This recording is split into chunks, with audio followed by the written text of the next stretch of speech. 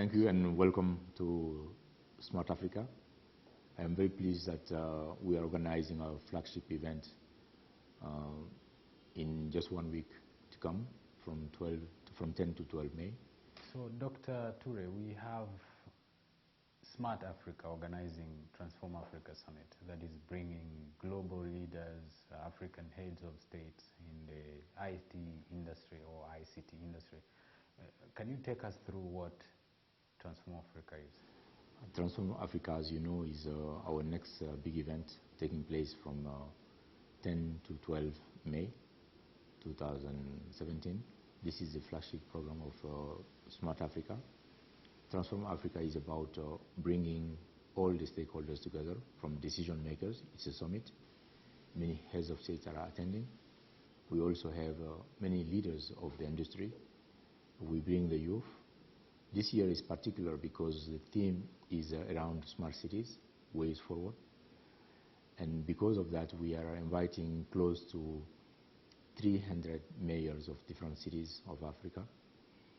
We have some mayors from other cities in the world, like mayor of Kobe in Japan, or mayor of Busan in South Korea. Those are coming to share their experience with us. We expect to be unveiling the blueprint of our smart city study that we have made over the year, so that the mayors can share that with them.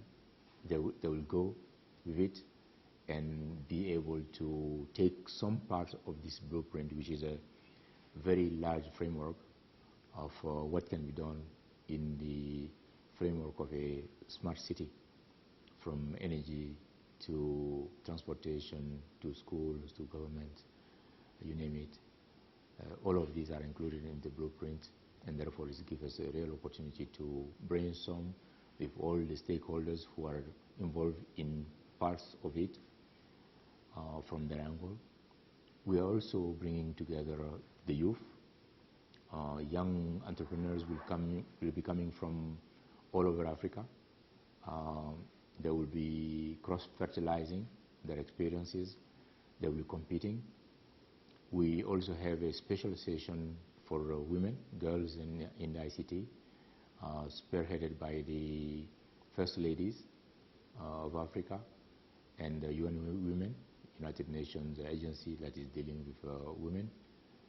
We are working very closely with the International Telecommunication Union to ensure that we go in line with the broadband plans that they have at the global level.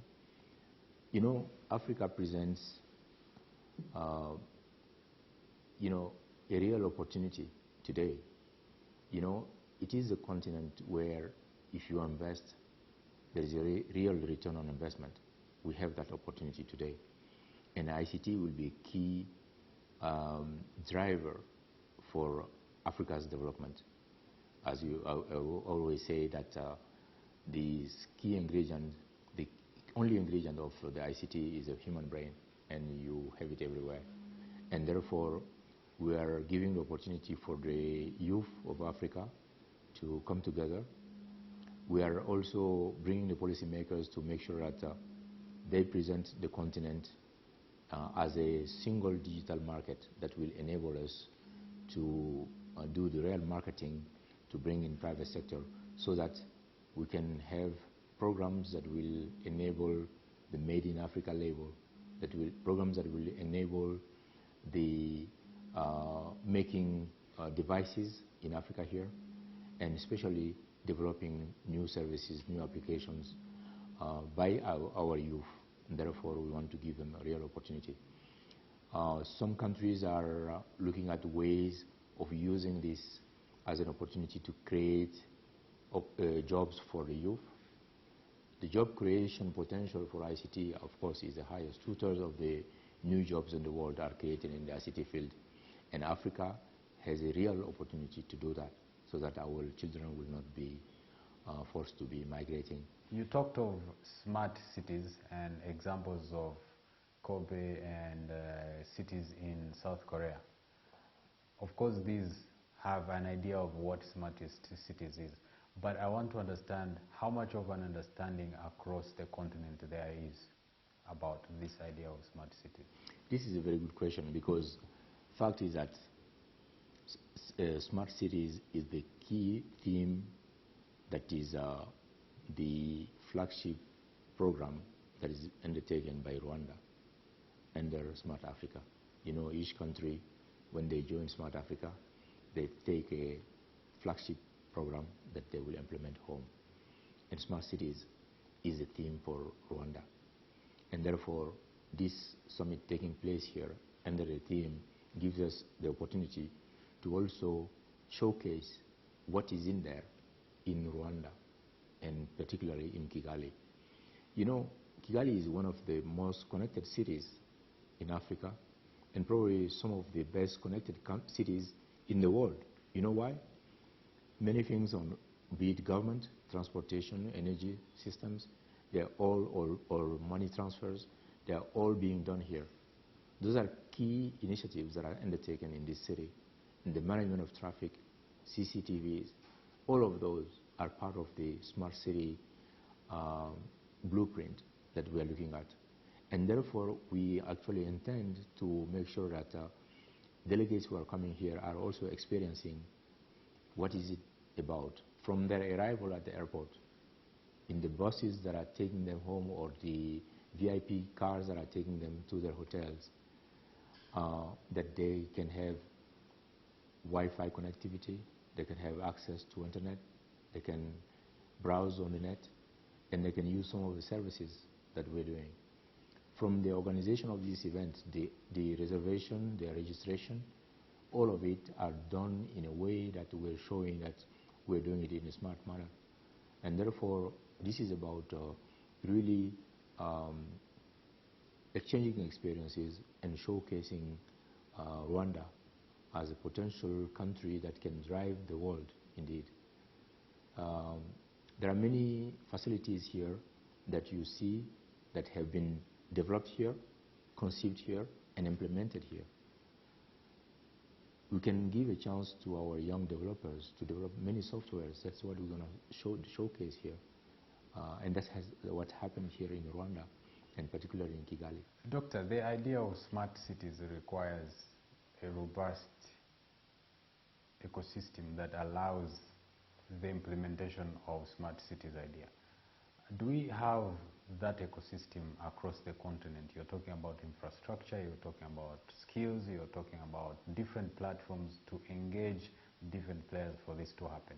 Do we have the ecosystem? You see, the Smart Africa program is about attracting close to $300 billion investment in the African continent. We're talking about investment in infrastructure, from networks, satellites, data centers, terminal equipments, telephones and computers, to the networks themselves. So we have the infrastructure. Second very key element is the development of applications. When you have all those services, you need to make sure that the applications are developed here, because an app is a solution, a local solution to a local problem.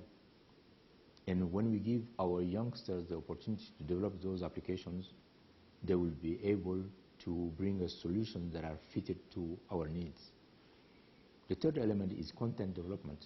That's very key.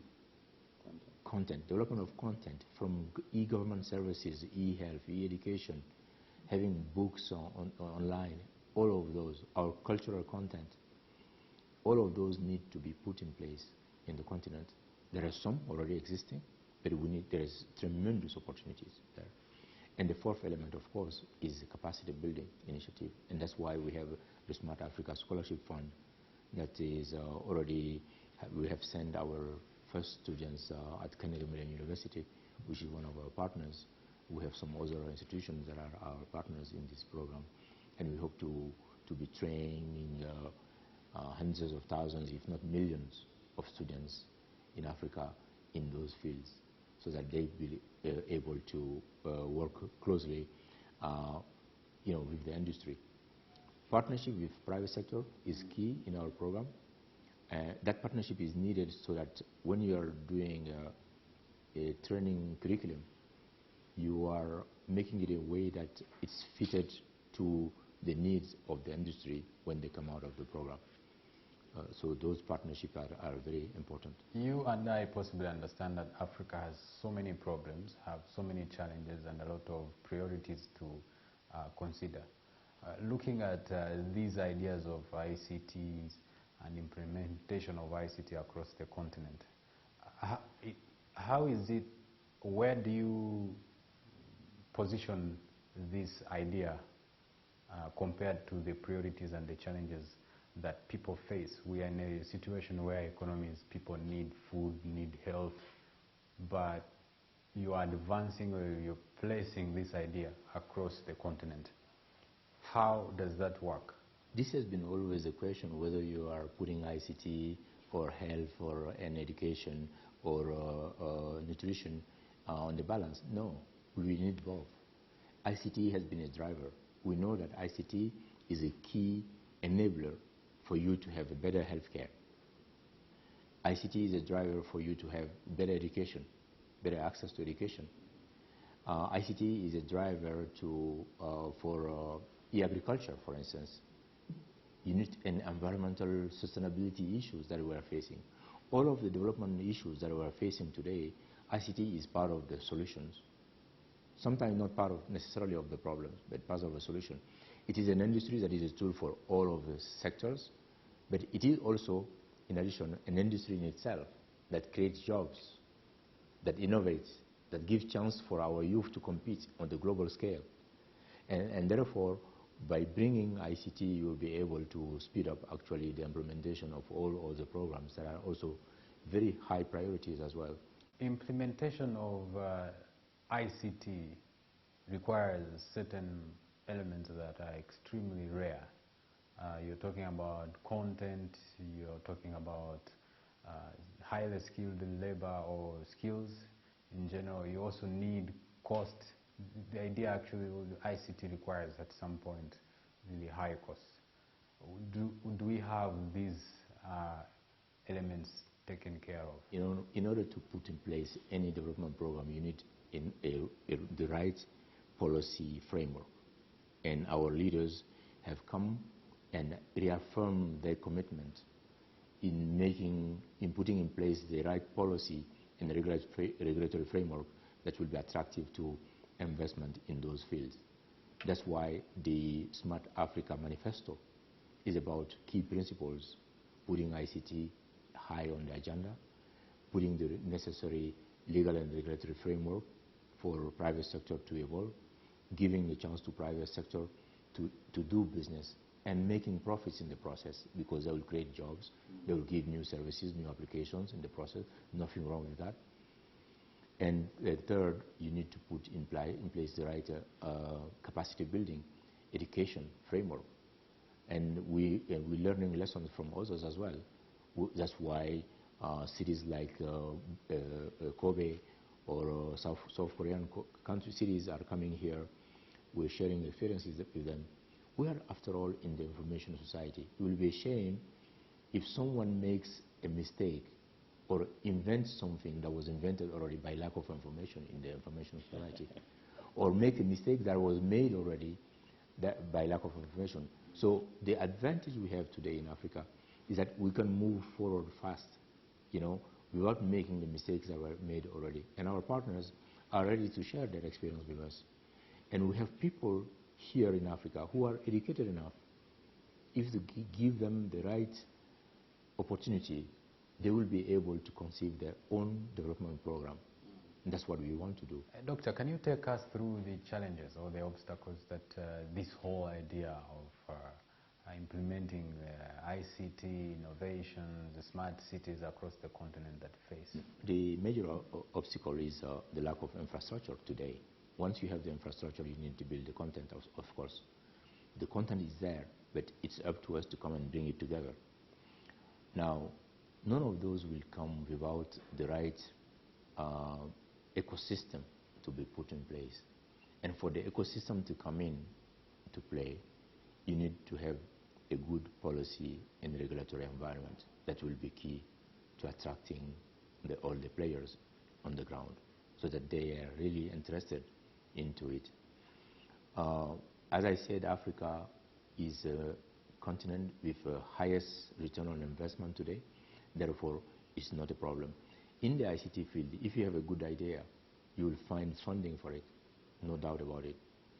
What we want to do here in Africa is to make sure that we have a harmonized development across the continent. That's why we want to make sure that we specialize in each country in one area, so that we're starting the Made in Africa label in different industries, so that we buy from one another, we go together. We are 1 billion citizens now. Once you reach the 1 billion mark, it's a symbolic mark, but it's very important. We're 1 billion citizens. It makes you think, if we want the 1 billion people connected, you need 1 billion laptops, 1 billion smartphones. That's 500 billion if a unit cost is $500. That's $500 billion. Are you going to import all of these? Look at the trade imbalance. Or are you going to be part of the manufacturing chain? Are you going to be buying all of the applications that come on them? Or are you going to be starting to develop some of them to fit your own solutions, your own problems? This is what we're talking about here. A couple of days ago or weeks, President Paul Kagame was attending the event where they met with the Broadband Commission, discussing how Africa can step up and be on the table to discuss the ideas of being into the fifth generation. My question is about how is Africa prepared to be able to fit into the generation where it doesn't have to rely and depend on the rest of the world? We are indeed promoting the Made in Africa label here. That's why it's important to come together as a single digital market so that you'll be attractive to manufacturing industry. All 53 countries, except a few countries like Nigeria, Egypt, or DRC, are big enough with a population that is attractive enough to an industry. Therefore, if we come together, we're able to do that. And you see, Africa is able to do that. Look at the leadership that President Kagame did within the Broadband Commission for Digital Development. When the ITU created the Broadband Commission, it came to President Kagame to be the first founding chairman of it, together with Carlos Slim Elu from Mexico. And they have been, since 2010, they've been driving the global ICT development, the broadband development in the world, actually, in the world. And Rwanda is showing the lead in putting it in place here, with 4G coming almost virtually in 95% of the country by end of this year, 2017, with Wi-Fi access, 4G accessible almost in every public place in this country. Therefore, Africa can also show the lead. When we were thinking about the Made in Africa label, we thought that we could be labeled as protectionists.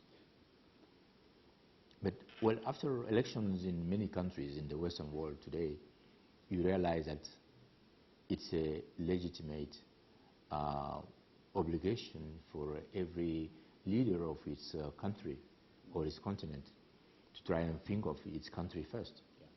And therefore, there's nothing wrong with Africa also putting Africa first, and therefore we will be able to have the right partnership that will be beneficial for all partners.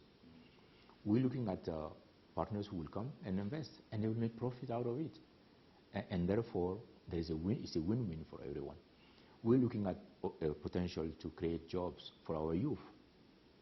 That's good for us, but it's good for others who are sick and tired of seeing our young people immigrating in their countries. Can you describe Africa in the next generation? Let's look at Africa 2050, for example? Oh, I'm telling you, I'm very much optimistic. The future is here, is in Africa. And we have the leadership today that dares to dream big for its continent, that dares to dream big for its citizens, and is sharing those dreams. And when you share a dream, it becomes a vision. Can you give examples of some of the big things that you are predicting in the coming generation? No, I'm telling you, the requirements in the ICT field only, we have estimated to $300 billion investment. That could be big for some people, but it's nothing today when you look at 53 countries and when you look at all of the 4 pillars that I mentioned to you: infrastructure, content development, software development, and also capacity building. In all those areas, we are conceiving our own development program. These are not development programs invented somewhere else, imposed on us. It's things that have been taught, discussed by our leaders, and they have given us the instructions on how to do it. And we have enough specialists on the ground to try and make those dreams realities. And that's what we're doing through Smart Africa. You talked of the youth taking advantage and playing a role in the advancement of ICT and technology. But I've spoken to different youth across Rwanda and also across the continent. We are looking at some of the challenges that they face, including consumption of what they produce, mobile applications, softwares. The level of consumption is still low to the extent that they find themselves in a situation where they have to go into other sectors and abandon the projects they work on. How is Smart Africa going to address this matter? It's part of the discussion. And you have young people coming today from the Silicon Valley, coming back home. That's a clear example that the strategy we're putting in place will be winning. You know, when those youngsters come, they come with a whole different culture that we need here. ICT development is a totally different culture from the past. And therefore, you need to share that culture, a culture of sharing information. You know, information is the only thing when you share it, it multiplies. And these young people in this arena are able to do it, and yet they will be still competing.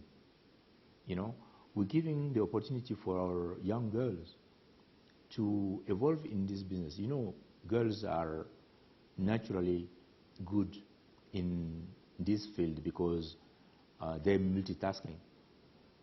And naturally, they can, if they have the opportunity, they will liberate themselves. And the gender gap will be reduced, or eliminated, I should say, because we don't want to reduce simply that, we want to eliminate it. We don't want, just like we don't want to reduce poverty, we want to create wealth. And we want to give the chance to those young people to have hope.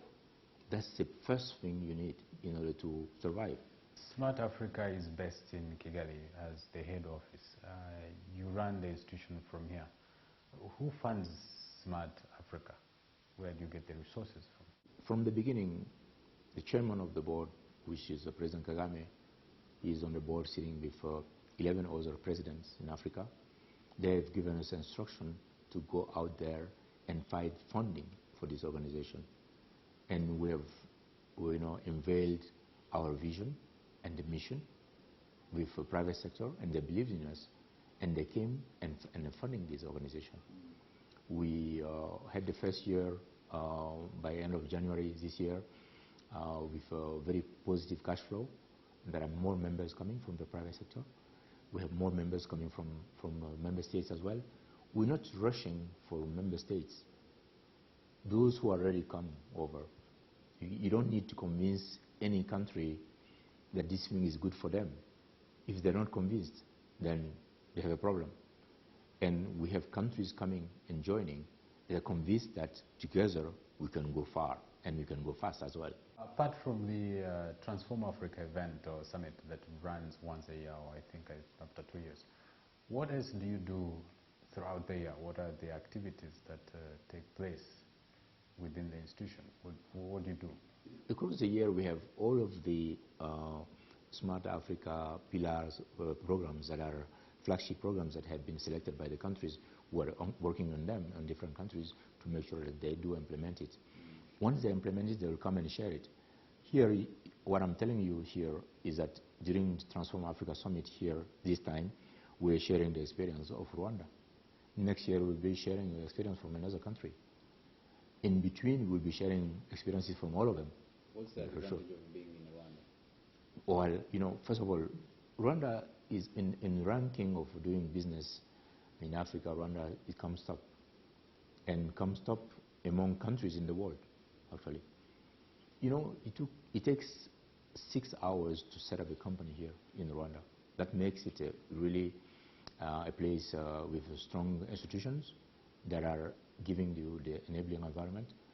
All the infrastructure are here, present today, and the leadership is there and is daring to see ICT and new technologies as a tool that they're not afraid of. On the contrary, they see it as a tool that will be an enabler for all the country to develop itself. And walking around Kigali here, you see development everywhere. For anyone who comes here, who've been here 24 years ago, you will see you came from hell to heaven today. And that's what is happening. Unfortunately, the country has gone through some history, and it was strong enough to learn from that and raise above everything that no one could expect the way Rwanda did. And today it's a prosperous country. It's an example in Africa that many African countries are following. I organize on a monthly basis tours for many different African countries who are coming here to learn the experience that Rwanda went through. This shows you how an exemplary leadership can be good for a country's development. And other leaders respect that, and that's why they're sending their specialists to come here and see and share, so that they don't have to make the mistakes that were made, so they don't have to reinvent something that was already invented. You are the former ITU boss, and you've been traveling around the world sharing ideas and the concept of Smart Africa. And I'm trying to find out, how has been the reception from the outside world about this idea and this concept? The reaction of the outside world is probably important, but the reaction from the internal world of Africa is more important for me. Many leaders are saying, why didn't we invent this thing earlier? So they're all saying, wow, let's go for it. That's important. The outside world will see Africa coming together. That's a powerful. The lion of Africa starts roaring now, you know, and it's a real lion. It's not a paper lion. What's the reaction? Are they threatened? Are they embracing it? No, on the contrary, it's a win-win for everyone. There is an opportunity that we're creating for our citizens that will make the world a better place, actually, to live in. From Asia to the Asians are sharing their experiences with us. Some of the Asian countries were in the same level of development as we are today, just a few years ago, and therefore they are very happy. It is prompting a shift in how they strategize on approaching the African market. Of course, it requires a new business model for everyone, but that's the way we want to develop our development program. The development agenda of Africa is conceived here in Africa and developed here in Africa. That's how it should be. Others have done their own development programs. So when they see us doing the same thing, I see no problem with that. And I think that it's beneficial for everyone to see our African youth finding jobs here in Africa and not going illegally in their countries. Therefore, there is a win-win for everyone. Thank you, Doctor. Thank you very much. Thank you so much. Thank you.